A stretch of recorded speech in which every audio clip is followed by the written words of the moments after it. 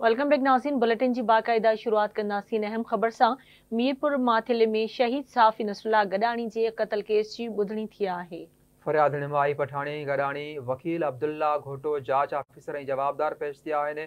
अदालत जवाबदार खे 5 ॾींहनि जे रिमांड ते पुलिस हवाले करे छॾियो आहे। अदालत जो केस जे ॿियनि जवाबदारनि खे जल्द गिरफ़्तार करण जो हुकुम भी जारी थियो आहे।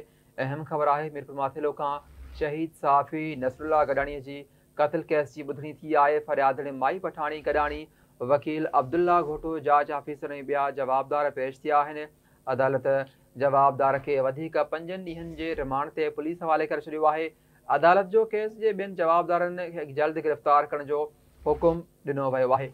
शहीद साफ़ी नसरुल्लाह गडानी जी कत्ल केस की ॿुधणी थी आहे। फरियादनि माई पठाणी गडानी वकील अब्दुल्ला घोटो जांच ऑफिसर ऐं जवाबदार पेश थिया, जॾहिं त अदालत जवाबदार खे 5 ॾींहनि जे रिमांड ते पुलिस हवाले करे छॾियो आहे। अदालत जो केस जे ॿियनि जवाबदारनि खे जल्द गिरफ़्तार करण जो हुकुम भी जारी थियो आहे। ब्रेकिंग न्यूज़ अवां सां शेयर कयूं पिया। मीरपुर माथिले में शहीद साफ़ी नसरुल्लाह गडानी के कत्ल केस की ॿुधणी थी। फरियादन माई पठाणी गडानी वकील अब्दुल्ला घोटो जांच ऑफिसर ऐं जवाबदार पेश थिया। अदालत जवाबदार के 5 ॾींहनि जी रिमांड ते पुलिस हवाले करे छॾियो। अदालत जो केस जे ॿियनि जवाबदारनि खे जल्द गिरफ़्तार करण जो हुकुम ॾिनो आहे। अहम ख़बर खां के आगाह कयूं पिया। शहीद साफ़ी नसरुल्लाह गडानी के कत्ल केस की ॿुधणी थी आहे।